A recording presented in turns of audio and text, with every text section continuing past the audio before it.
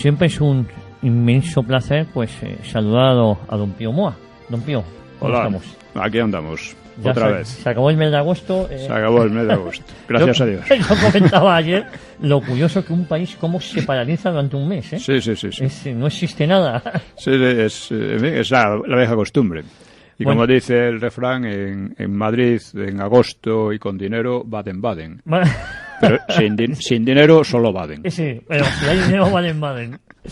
Muy bueno. A mí me gustaría comentar a todos nuestros oyentes, don Pío, una especie de declaración de intenciones, ¿no? Lo que ha sido el programa hasta el momento, ¿no? El programa Cita con la Historia ha nacido en primer lugar de la necesidad de clarificar hechos de nuestro pasado reciente que están siendo tergiversados o falsificados por una intensa propaganda subvencionada desde el poder y ligada a la ley de la memoria histórica. El peligro de dicha ley es doble. Por un lado es antidemocrática, eso no cabe la menor duda, porque solo en países totalitarios es el poder político el que decide por ley, como fue el pasado, arrojando una seria amenaza para la investigación histórica independiente. Don Pío. Y por otra parte, la propia concepción histórica de que parte de esa ley constituye una desvirtuación profunda del pasado, envuelta en fraseología pseudo-humanitaria, algo típico también de los totalitarismos. A muchos les parecerá que se trata de asuntos secundarios o marginales, de escaso interés para los problemas actuales, por lo que, en frase tópica, debemos mirar el futuro. Pero por desgracia el futuro no es visible y solo muy parcialmente intuible, y de él no puede aprenderse nada del pasado. En cambio, examinando con mirada crítica, sí pueden extraerse lecciones provechosas. Decía Santalla, y está escrito en el campo de Auschwitz, que un pueblo que olvida su historia se condena a repetirla. A repetir generalmente lo peor de ella. No sé por qué, nunca lo mejor, siempre lo peor, don Pío. Y escribió Cicerón: si ignoras lo que pasó antes de que nacieras, siempre serás un niño. Así es evidente que una población ignorante es una población infantilizada, por eso mismo propensa a dejarse llevar por demagogos para finalmente perder la libertad. De hecho, la citada ley ha dado lugar a vastas campañas de propaganda que vienen profundizando las divisiones en el pueblo español, recuperando viejos odios y fomentando los separatismos y fanatismos. Todo lo cual compromete nuestro futuro, al que tanto dicen mirar quienes pretenden olvidar el pasado. Esos son sus frutos evidentes por ahora. Es más, me atrevería a decir, don Pío, que Cita con la Historia comenzó en el mes de marzo pasado con sesiones semanales dedicadas a un solo tema. Así ha tratado las represiones en la guerra civil y la posguerra, las causas del hundimiento de la República, los nacionalismos vasco y catalán, etc. Pero también asuntos más antiguos como la Inquisición, la batalla de Cartagena de Indias o el regeneracionismo. El estilo del programa consiste en ofrecer gran cantidad de información y poca opinión, lo que nuestra audiencia en aumento ha apreciado en medio de la barajunda de opinión con escasa o mala información tan corriente en la mayoría de los medios. En suma, se trata de ofrecer una visión de la historia más amplia, crítica, coherente y amena, de hacer un programa de alta divulgación que actualmente pueda considerarse único en los medios. Eso es lo que yo creo, que este programa es único en los medios, sí, tal y como está concebido. Indudablemente, ¿no? Hemos pasado ya el periodo de rodaje. Creemos que de manera satisfactoria y emprendamos ahora otra etapa en la que busquemos ampliar en gran medida la audiencia. Un objetivo absolutamente necesario, pues de otro modo, Cita con la Historia corre el riesgo de quedar reducida a un ámbito estrecho, muy inferior al de sus oyentes potenciales y por tanto sin influencia real, sin capacidad de crear debate y opinión, pese a que el interés por la historia está creciendo, como indican muchos datos. Entonces, para todo ello, a ese fin, hemos venido animando a nuestros oyentes a que adopten una postura activa, dándolo a conocer en su círculo de amistades, difundiéndolo en las redes sociales, etc. También queremos llegar a acuerdos con emisoras regionales o locales, aprovechando que aunque el horario no es el mejor, también tiene, por ello mismo, escasa competencia. Ello es también importante por otra razón. Desgraciadamente, los programas culturales de cierto nivel tienen mucho menos éxitos que los programas de cotilleo, de sensacionalismo, etcétera, lo cual crea un círculo verdaderamente vicioso. Al tener menos audiencia consiguen menos publicidad, y al tener poca publicidad tienen menos posibilidades de aumentar la audiencia. Por ello están en riesgo constante de desaparecer, a menos que obtengan patrocinio o mecenazgo, algo de lo que la sociedad española sigue estando muy poco acostumbrada. El programa lo venimos haciendo unas pocas personas, gratis et amore, esto en un latín yo creo que entendible para todos, es decir, sin cobrar nada, y esa forma de trabajar no puede sostenerse mucho tiempo. Por eso hacemos un llamamiento a nuestros oyentes para que, si tienen algún negocio, se anuncien aquí, con nosotros, Cita con la Historia, o si tienen posibilidades, ofrezcan alguna forma de mecenazgo. Pero yo creo, don Pío, que ha quedado claro nuestra declaración de intenciones, ¿no? Sí, realmente hay que entender, en primer lugar, que la desvirtuación de la historia es un problema mucho más serio de lo que la gente cree, porque es lo que permite, o sea, la historia, el conocimiento de nuestro pasado, es lo que permite a una población tener ciertas señas de identidad, tener cierta confianza en sí misma y tener pasa lo mismo con las personas aisladas, ¿no? Una persona que tiene una idea falsa de su pasado y que está descontenta con él, pues es una persona neurótica que no sabes por dónde va a salir al final. Pues con los pueblos pasa algo parecido, pasa algo muy parecido. Lo que decía Santayana, que un pueblo que olvida su historia se condena a repetirlo, ¿no? O esa infantilización que hoy día se nota muchísimo en todo, ¿no? Es decir, la gente ignora, o sea, no tiene conciencia de la propia cultura de España. No la tiene. La está perdiendo en gran medida, sobre todo supeditándola al inglés, a la cultura anglosajona, etcétera, ¿no? Que tiene muchas cosas de las que aprender, desde luego, pero no solo la base de olvidar lo nuestro. Tú has comentado, Pío, usted ha comentado en distintas ocasiones, y además me parece muy interesante, que siempre que se repite la historia, generalmente no se repite lo mejor de ella, se suele repetir lo peor de ella. No, indudablemente, porque, o sea, como de todo en la vida, se aprende por la experiencia. Si uno saca una experiencia correcta de un hecho, bueno o malo, pues si es malo puede mejorarlo, si es bueno puede insistir en él. Pero cuando no hay esa experiencia, cuando se renuncia a sacar lecciones de la experiencia, pues estamos siempre como los niños, aprendiendo y repitiendo los errores, ¿no? Y esto se ve muy bien en lo que ha pasado desde la transición en muchísimos aspectos. Es decir, en la transición, de repente, cuando llega la transición, España pues es un país próspero, ya no tiene nada que ver con la República, es un país reconciliado, excepto por pequeños grupos, pero en la gran masa es reconciliado, que es moderado políticamente, no quiere volver al pasado, no quiere volver a los rencores del pasado, ¿no? Y bien, esto es lo que hay. Y de repente hay una serie de políticos, de personajes distintos que parece que intentan fomentar los viejos fantasmas. O sea, la UCD pues financia al separatismo vasco, literalmente, al PNV, apoya al separatismo catalán, lo apoya de muchas maneras. Tenemos una clase política que, por renunciar a las experiencias del pasado, es una clase política única en la historia, desde luego, y yo creo que en cualquier país, que fomenta y financia los separatismos de su propio país. O sea, esto es asombroso.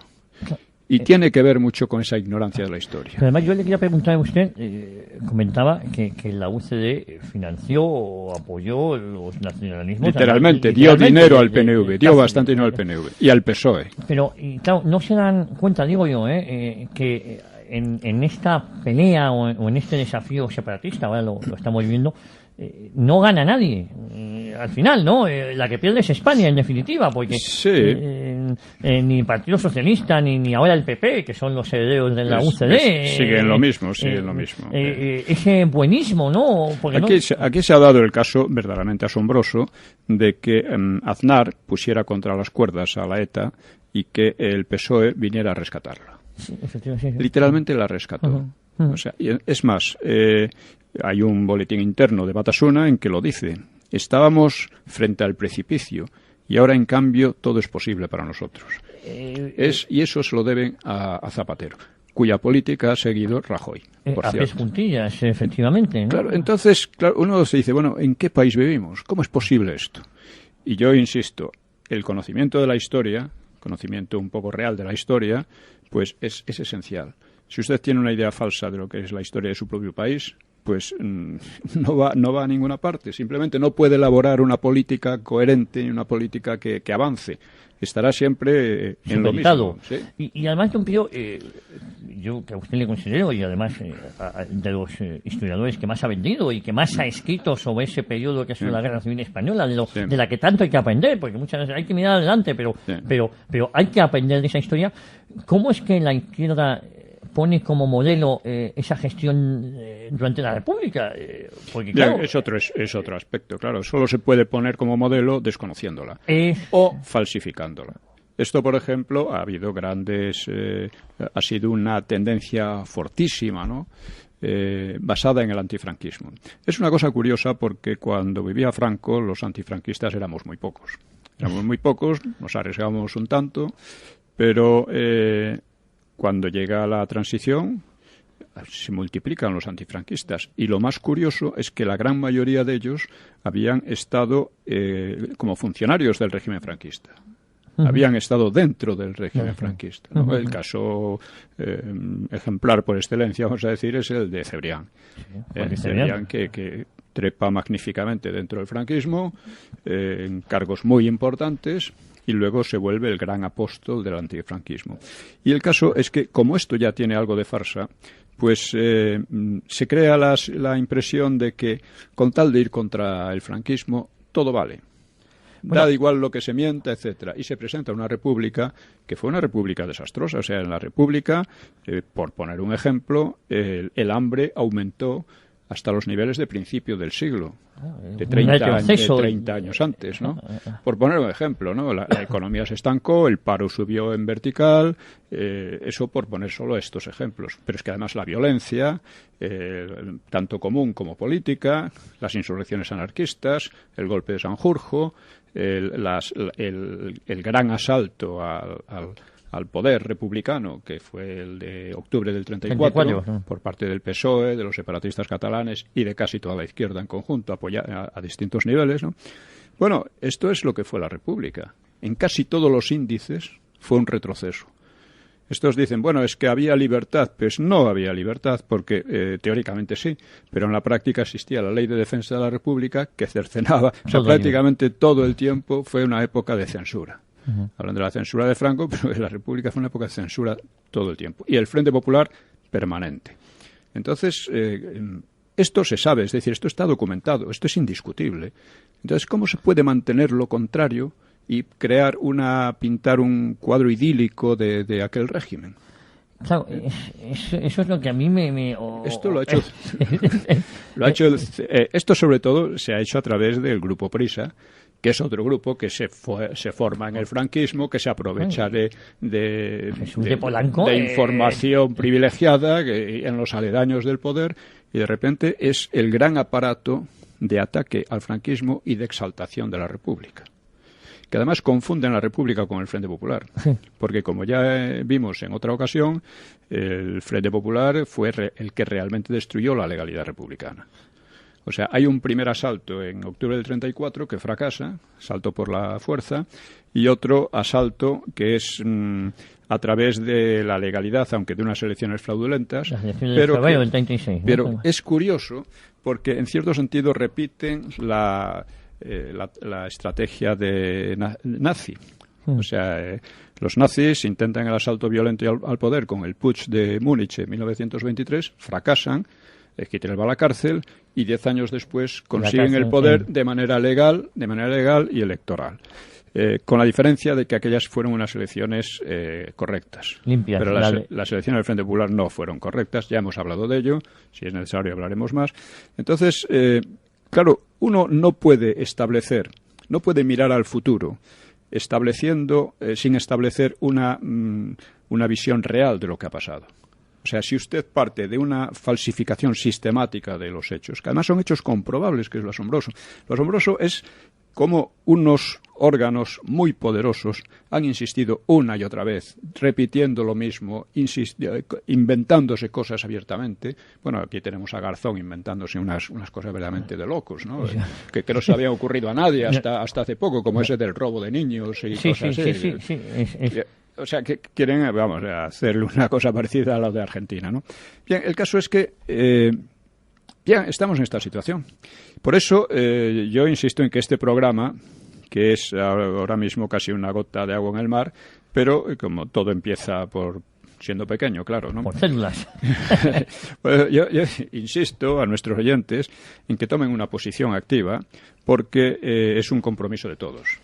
Voy a dejar un correo electrónico que es unahoraenlibertad@hotmail.es. Sí. Por si acaso alguien se quiere poner en contacto con nosotros, alguna pregunta, quiere colaborar con el programa, quiere anunciarse aquí, es unahoraenlibertad, todo junto, @hotmail.es.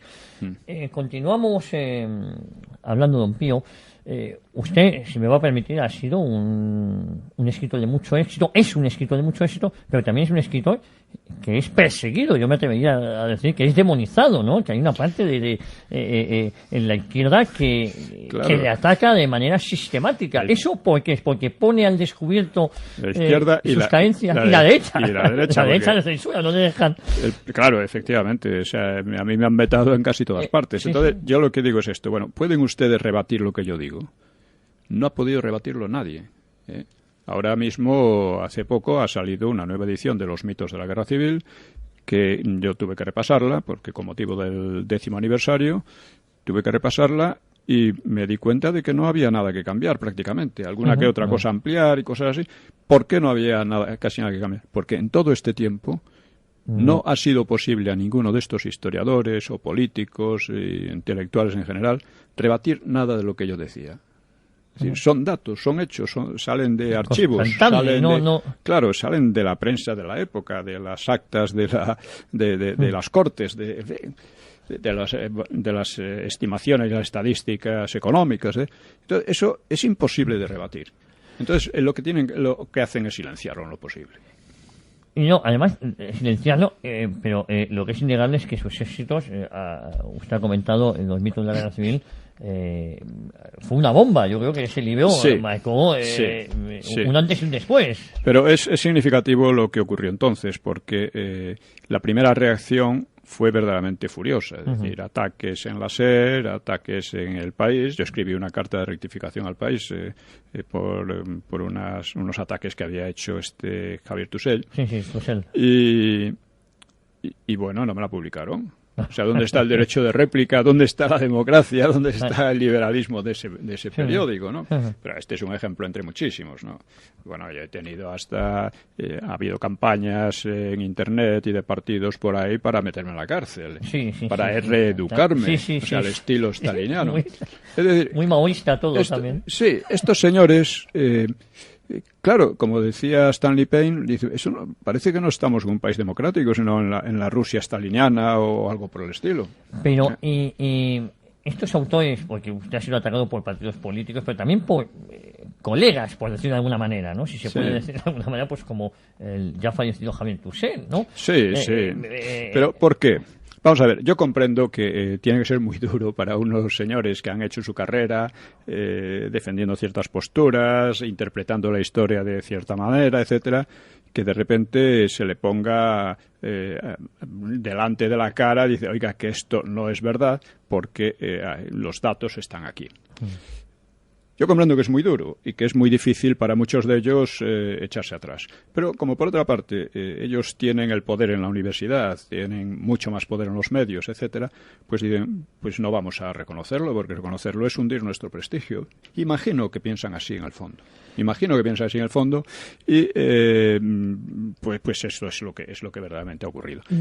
La derecha en este país, don Pío, está huérfana de pensadores, la actual derecha, quiero decir, Sí. o se ha renunciado a los que podían ser los pensadores, porque Bueno, pensadores los ha habido, pero... Tiene un pensador, el pensador del Marca, ¿no? Que hay que mirar al futuro y que la economía lo es todo. Sí, Ese es el pensamiento de la derecha actual. Sí, claro, Ese pensamiento. Claro, es que luego nos llevamos sorpresas, porque ¿para qué va a quedar? Para solucionar problemas económicos, y cuando estos se arreglen, ¿qué hay de la concepción de España, de Estado? Que es... Exactamente. Bueno, eso suponiendo que arreglen los problemas económicos. Suponiendo porque, claro, uno se encuentra ante hechos como este. La corrupción. Se decía que era mucho mayor la del PSOE. Pero, hombre, todo lo que ha pasado en las cajas de ahorros, en su mayor parte, corresponde al PP. La gestión, o sea, las medidas económicas que está tomando Rajoy, en definitiva, recortes y subida de impuestos, es lo mismo que estaba haciendo Zapatero. Por imposición de Bruselas. Usted tiene que hacer esto y lo hace, le guste o no. Y Rajoy sigue ahí. Por cierto, que cuando Zapatero imponía aquellos recortes y subidas de impuestos, Rajoy decía que de ninguna manera, que eso era una locura, que es la manera de paralizar la economía. Llega al poder y hace exactamente igual. Entonces, uno dice, bueno, ¿dónde está esa...? Porque, claro, al PP, por lo menos, casi todo el mundo decía que era mejor gestor, pero no lo ha demostrado en absoluto. No lo ha demostrado. ¿Y usted cree que estamos hablando de todo un poco, don Pío, hoy, que yo creo que es lo que toca en un programa de inicio de temporada, ya tenemos tiempo la próxima hablaremos ya de temas concretos como el Valle de los Caídos, que creo que es un tema muy interesante. Pues yo creo que además viene muy a colación, porque la dejadez que está haciendo Patrimonio Nacional del Valle de los Caídos es delictiva. Es prácticamente delictiva. La palabra es delictiva, ¿no? Y lo que hizo Zapatero también. Sí. Y sin embargo, por lo visto, siempre que el delito o la mentira o la calumnia sean contra algo franquista, pues ya vale. ¿No? Y lo que hace es que califica a los que emplean esos métodos. Yo le quería preguntar, pues le tomo la palabra la próxima semana, Valle de los Caídos. Muy bien.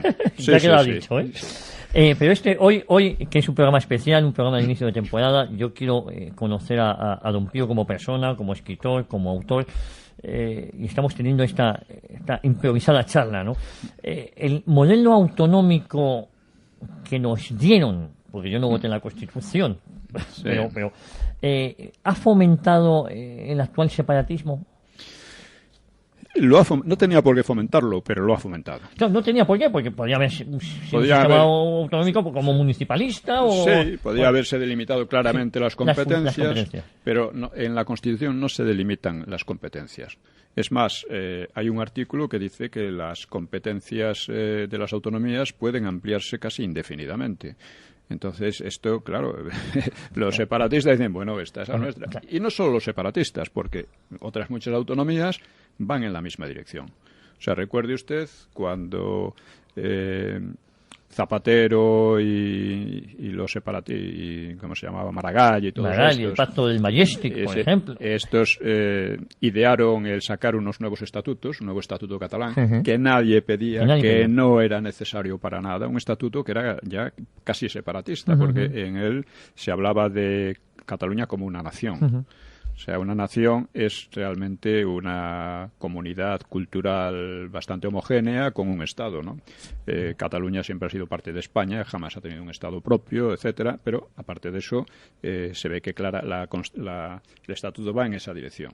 El propio Maragall dijo que aquel Estatuto dejaba el poder central en Cataluña marginal.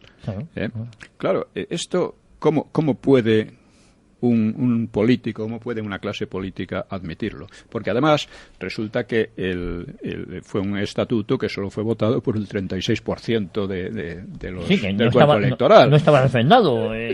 Claro, es así, ¿no?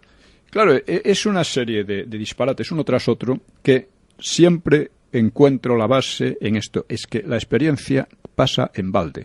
La experiencia histórica no se analiza y pasa como si no hubiera pasado. Por lo consiguiente, se repiten los errores. O sea, no es cuando hablamos de que hay que enterrar el pasado, dice, bueno, enterrar los odios del pasado, enterrar esas cosas, pero hay que aprender de ello y no repetir las cosas, porque lo que actualmente están resurgiendo esos odios. Y eso se ve muy bien en las redes sociales, por ejemplo, la forma como se habla, cómo se atacan unos a otros, es una cosa feroz. Pero además, yo le quería preguntar, por ejemplo, hablando de este tema, porque es lo que va a suceder en los próximos días, próximas semanas, este desafío soberanista que el gobierno del señor Rajoy se lo está tomando muy a la ligera. Sí, no hay que decir soberanista, sino separatista. Siempre caemos es verdad, esto, ¿no? Es verdad. La soberanía, la soberanía es de España y Cataluña es independiente como parte de España, o sea, no es un país dependiente, es parte de España y parte de un país independiente, pero hoy por hoy. ¿Usted entiende que la culpabilidad puede ser por acción y por omisión? Y en este caso el gobierno podría hacer más de lo que está haciendo.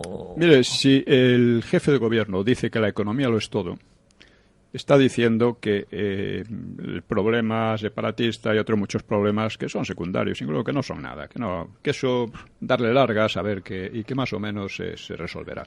Por otra parte, su estrategia va en otra dirección que es más peligrosa todavía, y es ceder la soberanía a Bruselas. Esto el Margallo lo ha explicado, lo ha dicho claramente. Tendremos que ceder grandes toneladas de soberanía. Dice. Es decir, como si la soberanía fuera una propiedad de ellos, una finca de ellos. Y bueno, vamos a hacerla porque no pasa nada, porque nos van a dar a cambio no sé qué. ¿No? Oye, no, la soberanía está en el pueblo español, según la Constitución. Una Constitución que está pisoteada todos los días, ¿no? Y la burocracia de Bruselas debe tener sus competencias, pero no debe afectar a la soberanía española, que sin embargo de manera ilegal se está cediendo desde hace muchos años. Don Pío, ¿sería pensable, digo, a mí me resulta impensable, que en cualquier otro país europeo un genocida como podría ser Luis Companys, digo por los... Bueno, genocida Companys no se le puede llamar, no. Era un chiflado y presidió la época de más crímenes de la historia de Cataluña, eso es verdad. Ahí voy. Reciba como premio el nombre de un estadio de fútbol, por ejemplo. Bueno, pero eso ha sido común. Mire, tenemos por ejemplo aquí a Margarita Nelken.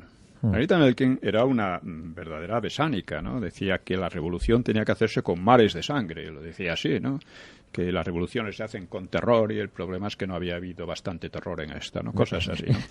Y esta señora pues hay institutos a su nombre, hay calles a su nombre, en fin, lo mismo la pasionaria tiene unas frases espeluznantes, ¿no? Sí, y hay parques infantiles donde niños inocentes juegan.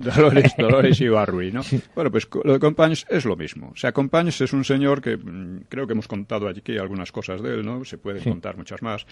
Es un señor que intentó un golpe contra la República en octubre del 34 junto con los socialistas, le salió mal, fue una cosa vergonzosa, ¿no? Porque vamos, cuatro guardias civiles y 4 militares lo acabaron con ello enseguida, ¿no? Pero fue condenado a cadena perpetua, si no me equivoco. Fue condenado a cadena perpetua, salió unos cuantos meses después, con las elecciones, sin haber aprendido nada, otro que no aprendió nada de la experiencia, y hizo cosas como provocar el asesinato de algunos de sus seguidores, los hermanos Badía. Sí, los hermanos Badía, es una historia muy curiosa. En su libro Sonaron gritos y golpes a la puerta, relata mucho ese ambiente. Sí, ese ambiente que se vivía en la Cataluña republicana, bueno, en la Cataluña recién iniciada la Guerra Civil Española. Eso es. Entonces, es un personaje nefasto. Realmente su presidencia es la presidencia de la época de mayores crímenes en la historia de Cataluña. Crímenes, además, monstruosos, muchos de ellos. Y los ponen... Y claro, él no era él según la leyenda, él trataba de limitar el alcance del terror. No es así. Él colaboró con el terror desde el principio al final. Quizá no le gustaban muchas cosas, pero tampoco se opuso, ni dimitió, ni se marchó. No. Él es el responsable máximo. O sea, si usted está a la cabeza de un Estado en el que están ocurriendo... usted es el responsable de lo que está pasando en ese Estado. Y la actual clase política catalana lo pone como ejemplo, claro. Es que la clase política catalana, insisto, como la del resto de España, no ha aprendido nada. Entonces, el ciudadano catalán debería aprender de los crímenes de Luis Companys, porque ese es el ejemplo que le están poniendo. Eso es lo que le puede esperar. Exactamente, ¿no? Y quien dice Companys, ahora tenemos el caso de Pujol, por supuesto, la Esquerra, que era el partido de Companys y tal, robó todo lo que pudo, evidentemente, y ahora que se está hablando, ya lo hemos comentado también alguna vez, ahora que se está hablando del caso de Pujol, después de Pujol lo sabía todo el mundo, pero era una vaca sagrada, no se le podía tocar. Lo de Banca Catalana era una cosa que se sabía. Es que Banca Catalana, por ejemplo, ahí entra otro señor, que es otra vaca sagrada, que fue senador y tal, Andreu Abelló, que este señor estuvo mezclado en el caso del Yate Vita, del que ya hemos hablado. Sí, fue un robo gigantesco perpetrado por Negrín, que luego Prieto se quedó con él. Y este señor pues aparece un buen día como propietario de un banco en Tánger, luego entra en España, no tiene ningún problema, en España de Franco, entra en España y aparece como socio de Banca Catalana. O sea que desde el principio Banca Catalana... Se sabía.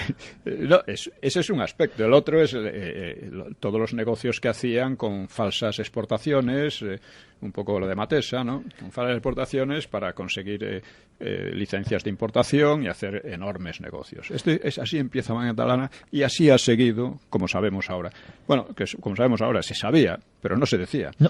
Y no se decía, y se ha tapado por el Poder Central también, por ejemplo. Es decir, claro, aquí hubo un problema y aquí vemos también otro aspecto de la desgraciada política que estamos viviendo, y es que, claro, hace 30 años, creo que fue cuando salió lo de Banca Catalana, sí. Pues decía una juez del Tribunal Constitucional, Margarita Robles, quizás, no me acuerdo el nombre, que se le podía haber podido parar los pies. Y digo yo, ¿quién podía pararle los pies a Pujol? ¿Los de los 100 años de honradez? ¿Los socialistas que tenían un historial parecido? No puede ser. Claro, y ABC ponía portadas como Pujol, un hombre de Estado. Un hombre de Estado, efectivamente. Don Pío, si le parece, nos vamos a ir a publicidad. 2 minutos, no se mueva nadie. Continuamos aquí en Cita con la Historia, charlando, conociendo más en profundidad a Don Pío Moa. Con esta amena, con nuestro primer programa de la temporada con Don Pío Moa. Tengo muchas preguntas que hacerle, Don Pío. Vamos a ir centrando preguntas que estoy seguro que a todos nuestros oyentes le interesan, ¿no?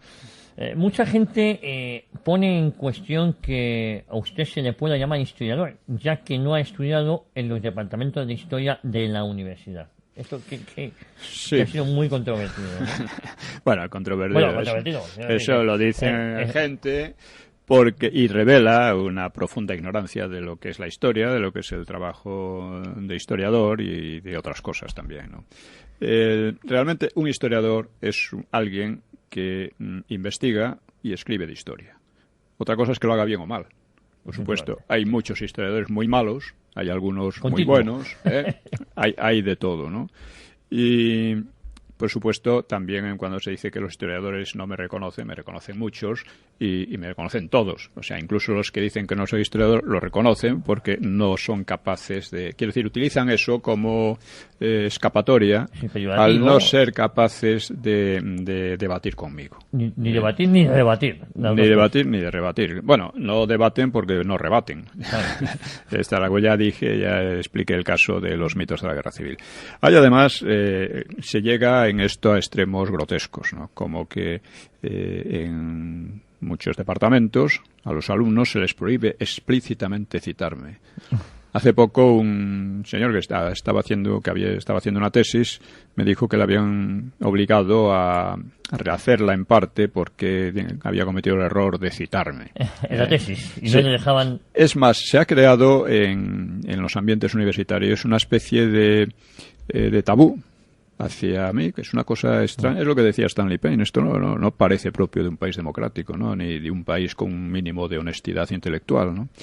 Dice, hay gente, profesores de la universidad, que me han dicho que realmente yo despertaba unos odios tremendos entre ciertos sectores, que además son muy poderosos, que es lo malo del caso, y que estos sectores, o sea, él mismo...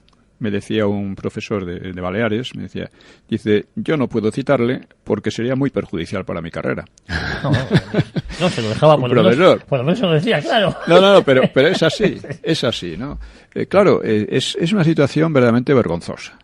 Por otra parte, está la titulitis típica de la Universidad Española, que es una universidad en general mediocre, no está entre las mejores del mundo, ni mucho menos. Y menos en los últimos años. Es bastante mediocre, en líneas generales.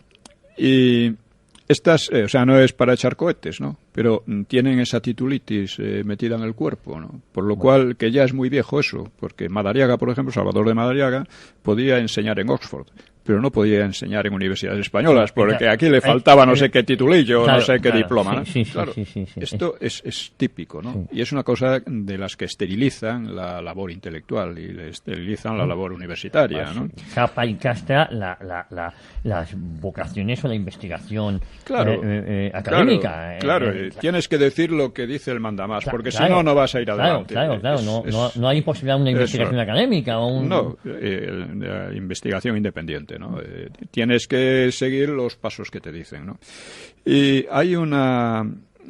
ya digo, está por una parte de la titulitis, estos fallos de la universidad, y por otra parte Stanley Payne, recuerdo, me comentaba que le había dicho Toussey que dice que cómo podían hacerme caso a mí que no era profesor universitario, y le dice Stanley Payne, los mejores historiadores en USA, en Estados Unidos, no son profesores universitarios, los más reconocidos. Entonces son estas manías que tú dices, y todo el fondo de él es muy simple. Porque yo no tengo la verdad absoluta ni nadie la tiene, esto es obvio, ¿no? Pero hay aproximaciones a la verdad y hay alejamientos de la verdad. Entonces, vamos a ver. Lo que se puede hacer es debatir. En cualquier país serio, en cualquier país en que hay un nivel académico serio, cuando hay discrepancias, hay debate. Pero aquí se trata de evitarlo por todos los medios. Don Pío, es innegable que sus libros están muy bien documentados, que no han sido rebatidos y que si algo tienen es que usted no opina. Hay un soporte detrás que lo que muestra es una realidad, son hechos constatables. Efectivamente, son hechos constatables. Porque claro, hay mucha gente también que dice, bueno, es que la historia cada uno lo cuenta a su manera, así que a saber, oye, por supuesto, cada uno la cuenta a su manera, pero no es lo mismo contarla a base de falsear los datos o de tergiversar las citas, como hace, por ejemplo, Preston y tantos otros, ¿no? Y que he demostrado yo en libros, ¿no? No es lo mismo que hacerlo de una manera honrada y reconociendo los posibles fallos. Ahora que estábamos hablando de Preston, por ejemplo, ¿por qué esa manía? Quiero decir, a mí me gusta, pero esa manía de que autores británicos hablen tanto sobre España. Hugh Thomas, por ejemplo. Sí, bueno, es que ahí hay una cosa que por desgracia no hay aquí. Ellos tienen departamentos más serios que los de aquí. Y allí hacen estudios no solo sobre España, sobre Alemania, sobre cualquier tema. Aquí no, aquí estamos muy centrados exclusivamente en lo nuestro y además tratamos lo nuestro de una manera muy provinciana, como si no tuviera nada que ver con el resto. Por poner un ejemplo, cuando se habla de la posguerra en España, parece que no pasa, todo lo que pasa es aquí en España, y todo lo que pasa en España estaba muy condicionado por lo que pasaba en la Segunda Guerra Mundial. Yo escribí Años de Hierro, y alguno dice, oye, es que es una historia también de la Segunda Guerra Mundial. Dice, es así porque tiene que ser así, porque sin entender el desarrollo de la Guerra Mundial no se entienden los desarrollos de dentro de España. Es un ejemplo, ¿no? Pero bueno, en España debía haber, hay departamentos de inglés y supongo que de historia o de Francia, tiene que haberlos.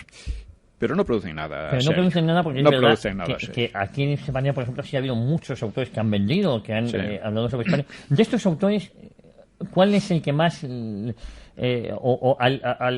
que a su parecer ha escrito lo más interesante de la época de la Guerra Civil Española? ¿Extranjeros, dice? Sí, extranjero.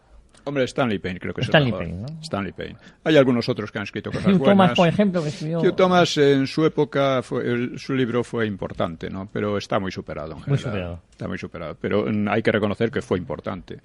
Otro es ¿cómo se llama? Uno, ¿cómo se llama ahora? Yo es que para recordar los nombres soy terrible. Es que lo he citado bastante al escribir los orígenes de la Guerra Civil. Escribió Los orígenes de la España de Franco. Sí, hombre. Pero es un autor que en la propia Inglaterra está... porque allí pasó lo mismo que aquí. Sí, allí Preston y su camarilla son los mandamases. Y es muy difícil. Hay un autor, se llama Julius Ruiz, que ha escrito unos libros bastante buenos sobre la represión después de la Guerra Civil, etcétera. No descubre nada esencialmente nuevo, pero bueno, documenta cosas interesantes y tal. Y claro, yo lo leo y no me cita para nada. No solo a mí, sino a Martín Rubio, que es otro de los principales investigadores sobre la represión durante la guerra y en la posguerra, ¿no? Entonces, digo, ¿cómo es que no nos cita? Y me dice alguien de allí del gremio inglés, dice, no, es que citarle a ustedes no es nada conveniente. O sea, no es solo en España te pasa. En España más acentuadamente quizá, pero también pasa afuera. Bueno, y luego hay autores que mejor no mencionar, como es el caso de Ian Gibson, ¿no? Por ejemplo, que sus libros adolecen... Gibson, cuidado, es bastante concienzudo. Lo que pasa es que si usted enfoca las cosas de una manera errónea, lo que le va a salir, por muy concienzudo que sea, es un bodrio. Sí. Esto yo lo he explicado varias veces. En todo libro hay errores de detalle. O sea, por muy cuidadoso que seas, siempre alguna fecha la pones mal, siempre un teniente coronel era coronel, siempre cosas de esas pasan. Y aparte de gazapos que se cuelan, eso también es inevitable, ¿no? Pero hay otros errores que son los más graves, que son los errores de enfoque. Si usted escribe una historia partiendo de que el Frente Popular era democrático, puede ser muy concienzudo aquí, allá, citar esto y lo otro, pero toda esa historia es pura filfa, porque no era democrático. Fue el que destruyó la república, el que destruyó la legalidad republicana, ¿no? Y con ello ocasionó la guerra civil. Ya dije que habían seguido un poco la estrategia, habían repetido, ¿no? No la habían seguido, habían repetido la estrategia de Hitler. Primero un golpe que fracasa y después por medios legales. Para hacer lo mismo, para imponer, para destruir la legalidad que había, ¿no? Que es curioso porque en general los comunistas de la Comintern han tendido al golpe, a la revolución, al golpe revolucionario, mientras que los fascistas han tendido a la legalidad. A la legalidad. Tanto Mussolini como Hitler consiguieron el poder sin derramamiento de sangre y sin, quiero decir, en el momento y de manera prácticamente legal, ¿no? Claro. Entonces, el Frente Popular consiguió el poder de manera aparentemente legal, pero con unas elecciones fraudulentas. Y no hay que olvidar que 2 años antes lo habían intentado de otra manera. Claro, por supuesto, ¿no? Entonces vemos, hay esa característica curiosa. Sí. Ahora, volviendo a lo de qué es historiador y qué es, yo ya les repliqué a unos de ellos que estaban con esta tontería. Le dije, mire usted, ser historiador es escribir de historia. Si se escribe bien, se es buen historiador. Si se escribe mal, es mal historiador. Y ustedes, aunque no se lo crean, son malos historiadores. Y les voy a decir por qué. Les voy a decir porque ustedes siguen básicamente una metodología marxista o marxistoide, aproximadamente marxista, ¿no? Que ha sido durante muchos años una verdadera plaga intelectual en España y en Europa. Siguen eso. Y como eso es falso, ustedes enfocan falsamente las cosas.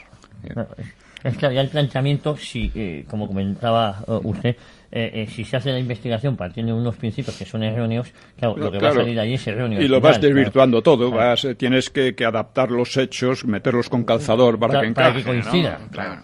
Le quería preguntar, ¿qué opina usted de la historiografía que hoy se hace en España? Estábamos hablando sobre ella, pero al final mire, es una conclusión. No es para echar cohetes, en general, no. Por supuesto hay excepciones, como en todo, no se puede generalizar, pero la verdad es que no es una gran historiografía, ¿no?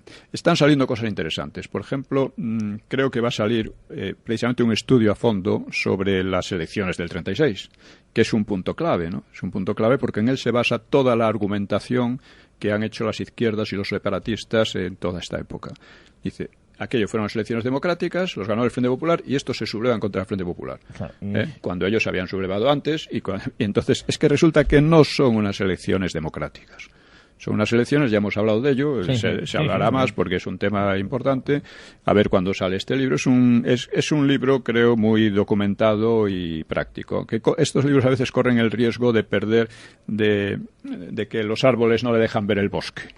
Sí, está tan documentado que al final sí, no llegamos... que te pierdes. Es decir, el conjunto se pierde. En 1000 detalles por aquí. Sí, pero bueno, pero es ya veremos. La conclusión final, claro, de dónde llegó. Exactamente. Pero lo hemos comentado aquí alguna vez, don Pío, y es cómo en los últimos tiempos falta chispa, ¿no? Falta chispa intelectual. Sí, bueno. Que ha habido a lo mejor hace unos años, ¿no? Bueno, chispa intelectual la verdad es que no hay mucha, ¿no? No, No hay más que ver la prensa, ver los libros que se publican, las novelas, la literatura. No se puede decir que vivamos una edad de oro ni nada que se le parezca, ¿no? Pero incluso con el franquismo, que fue muy criticado, sí había grandísimos autores, grandes articulistas, grandísimos periodistas, por ejemplo. Había, en muchos aspectos lo había, eso es verdad. Mejor que ahora, yo en mi opinión, ¿no? Creo que era mejor que ahora. Había incluso más libertad en ese sentido, porque, pongamos por caso, todo el mundo sabía que Tamames era comunista y, sin embargo, podía publicar, era catedrático, etcétera. Lo mismo, Manuel Sacristán, Tierno Galván, tuvo algún pequeño problema porque se desmadró, pero que le vino muy bien al final para su carrera, ¿no? Para hacerse conocido, Y así sucesivamente. Es decir, Julián Marías escribía normalmente, escribían liberales, comunistas, gente de todo tipo, Entonces, eso ahora, en cambio, aunque parezca increíble, es más difícil. O sea, te marginan, te echan a la marginalidad. Sí. Que vamos, si no te condenan a la muerte civil, un caso típico es el de Ricardo La Cierva. A mí una profesora decía, lo hemos erradicado de la universidad. Pero ¿cómo se puede decir eso? ¿Cómo se puede decir eso? Y orgulloso, además. Orgulloso, sí. Dije, hombre, eso no puede ser. Hay que recordar que Ricardo La Cierva llegó a ministro de Cultura con estuvo un tiempo, sí. Yo creo que salió muy desencantado de aquello, ¿no? Sí, claro, no, que yo realmente no. Por lo menos había cierto nivel. Ricardo La Cierva, claro, lo que he dicho. Vamos a ver, si es mejor Ricardo La Cierva que los que le atacan. Es bastante mejor. Entonces, ¿a qué viene todo esto? Pero es sobre todo la intención esa de marginarlo, de erradicarlo, ¿no? Que es lo que están haciendo conmigo, claro, tratan de hacer conmigo, ¿no? No, y además es curioso, don Pío, lo hemos comentado en alguna ocasión, como también medios de la derecha son los que no le llevan a determinados programas, en cambio, si llevan a inventos con otras orientaciones políticas, ¿no? Por decirlo de alguna manera, ¿no? Es absurdo, digamos, es absurdo. No sé. Bueno, también le quería preguntar, ¿cuáles son las aportaciones a la historiografía que usted se atribuye? Bueno, mire, hay libros de historia que no aportan nada o casi nada nuevo, algunos detalles y cosas así, y otros que no es del tipo, que pueden ser interesantes porque siempre ayudan algo, ¿no? Pero los que a mí me interesan son los que aportan enfoques nuevos, ideas originales, ¿no? Yo empecé con los orígenes de la Guerra Civil, que era un cambio de orientación muy completo sobre precisamente los orígenes de la Guerra Civil. Fabuloso. Es un libro. Luego escribí un libro a continuación, que en realidad debía haber venido antes, que es Los personajes de la República vistos por ellos mismos, en que aplico un método que creo que no se ha aplicado aquí en España, no sé en otros sitios si lo han aplicado, pero es el de coger las memorias y testimonios de los principales protagonistas de la época y contrastarlos unos con otros. Esto es interesantísimo. Es interesantísimo. Sí, yo he tenido ocasión de leer ese contraste y lo que sale, ¿no? ¿Y cuál de esos personajes que usted analiza en ese libro es el que más le ha llamado poderosamente la atención o más contradicciones? Todos. Visto, ¿no? Bueno, quizá Azaña. Azaña es el más interesante. Azaña, son interesantísimas. Son muy interesantes. O sea, hay que leerlas. Hay que tener valor para leerlas también, porque son... Nadie pone peor a la República, por lo menos a los republicanos, que el propio Azaña. Por eso digo... Nadie. Y luego escribí, por ejemplo, El derrumbe de la República y la Guerra Civil, el que, ya digo, el enfoque venía ya de atrás. Y una de las cosas que he hecho, por ejemplo, que no se suele hacer en estos libros, es explicar las ideologías de cada uno. Allí estaban los anarquistas, los comunistas, los socialistas, la falange, etcétera. Entonces, como cada uno de ellos obraba en función de esas ideas, de su manera de ver la vida, de su manera de ver el país, etcétera, su enfoque. Pues eso que muchas veces se da por sabido en los libros de historia, y no se debe dar por sabido, porque generalmente la gente no lo sabe, y muchas veces el propio historiador tampoco lo sabe, porque hay que saber lo que es el marxismo, por ejemplo, lo que es el... Claro, y muchas veces tienen unos conocimientos muy superficiales, ¿no? Muy básicos. Y entonces lo dan por sabido y cuentan lo que hacían, lo que dejaban de hacer, pero no lo que pensaban. cuál era la base de su ideología. Y esto es muy importante. Esto es muy importante. Luego escribí Nueva Historia de España, que eso es mi libro más importante y más ambicioso, en que también los enfoques son distintos. O sea, yo planteo que parto de que España es una comunidad cultural básicamente latina, de lengua latina, de costumbres europeas en general, latinas, cristianas, etcétera, ¿no? Y esto es lo que nos permite explicar el pasado. Esto se crea con Roma. Por lo tanto, la historia de España empieza con la Segunda Guerra Púnica, en la que pierde Cartago. Si no hubiera perdido Cartago, la historia habría sido radicalmente distinta. No solo la de España, la de Europa entera. ¿Y eso que... Porque no había existido el Imperio Romano. Imaginemos el cambio que eso supone, ¿no? Pero fíjese que es una cosa importante. Yo que soy un aficionado a la historia de la época romana, sobre todo a la figura de Aníbal. Aníbal ha sido un personaje muy admirado en la España de Franco, por ejemplo. Sí, sí. Son las contradicciones. Bueno, pero uno puede admirar a personajes por lo que valen, pero lo que ha significado para la historia es una cosa muy distinta, ¿no? Eso es. Es decir, Aníbal fue derrotado y tenemos que decir que afortunadamente. Tenemos que decir que afortunadamente, porque si hubiera ganado, nosotros no seríamos nosotros. Seríamos no estaríamos otra cosa. Aquí, sería otra cosa. España sería un país de cultura africana, sí. Oriental africana. Libia, además, la zona de Libia, ¿no? Sí, posiblemente, ¿no? Que volvió a ocurrir la misma situación, como quien dice, con la invasión árabe, la invasión musulmana. La invasión musulmana, de árabes y moros, ¿no? Con esta invasión, España volvió a verse en el trance de entrar en el área de influencia islámico y de convertirse en un país al estilo del Magreb, o sea, un país islámico. Bueno, retroceder. A ellos les gustaría... Es decir, que España dejaría de ser España y se habría convertido en Al-Ándalus. En otra cosa. Por eso cuando hablan ahora he visto de estas muchas tonterías que se dicen en el Museo Arqueológico, no habla de la Reconquista, habla de expansión de los reinos cristianos. No eran reinos cristianos, eran cristianos por supuesto, pero eran reinos españoles. Estaban reconquistando la España que había sido y que si no lo hubiera habido aquello no habría ocurrido. Y eran españoles porque claro, cristianos había en toda Europa, en media Europa, ¿no? Entonces, pero esos cristianos no venían a España. No eran los reinos cristianos, sino eran una serie de reinos que eran cristianos, pero que eran ante todo reinos españoles. Porque trataban de recobrar España. Eso es la importancia del lenguaje y del idioma, que muchas veces no se la concedemos, y esa es la importancia que tenemos. Sí, porque todo eso tiene un sentido, ¿no? Una connotación. Y viene el sentido de que lo estamos viendo constantemente, de negar la realidad histórica y la identidad de España. Es decir, bueno, esto no, de tal manera que si España se disgrega, si España se balcaniza, tampoco pasa nada, porque tampoco era nada así. No, otros dicen que España nace en 1812, con la Constitución de Cádiz. No, la Constitución de Cádiz no crea la nación ya existía. España es anterior a todo esto. Claro, crea el nacionalismo. El nacionalismo es la doctrina, en principio democrática, de que la soberanía reside en la nación, reside en el pueblo. No reside en el rey ni en un grupo, no, reside en el pueblo. Eso es el nacionalismo. Sobre eso tenemos que hablar más porque la confusión es terrible. Se confunde el nacionalismo con el imperialismo, la patriotería y todo eso, y son cosas distintas. Le cojo también el guante para esto. ¿Podemos hablar del libro en el que está trabajando actualmente? ¿Nos queda un minuto? Bueno, sí, estoy trabajando en un libro, Los mitos del franquismo y del antifranquismo, ¿no? Mitos del franquismo y del antifranquismo. Es un libro, espero que esté para marzo del año que viene, más o menos, y bueno, lo estoy enfocando también de una manera muy diferente a cómo se suele enfocar estas cuestiones, ¿no? Bueno, pues vamos a esperar anhelantes la llegada del mes de marzo para poder adquirir ese libro, ¿eh? Pues a ver por dónde va. Comentábamos que la semana próxima Valle de los Caídos. Vamos a hablar sobre el Valle de los Caídos. Vamos a ¿desde qué enfoque? Desde lo que ha significado históricamente, lo que simboliza y significa históricamente. Y por qué esta manía verdaderamente, yo creo, delictiva, se puede decir, porque va contra el patrimonio nacional y que además es una cosa que tiene ya una tradición, porque la izquierda, por desgracia, en la guerra civil hizo unas destrucciones del patrimonio histórico-artístico, pero gigantescas. Y ahora parece que lo podemos repetir por dejadez. Dejadez funciona. Que no se aprende de la experiencia, insisto. Pues, don Pío, muchísimas gracias.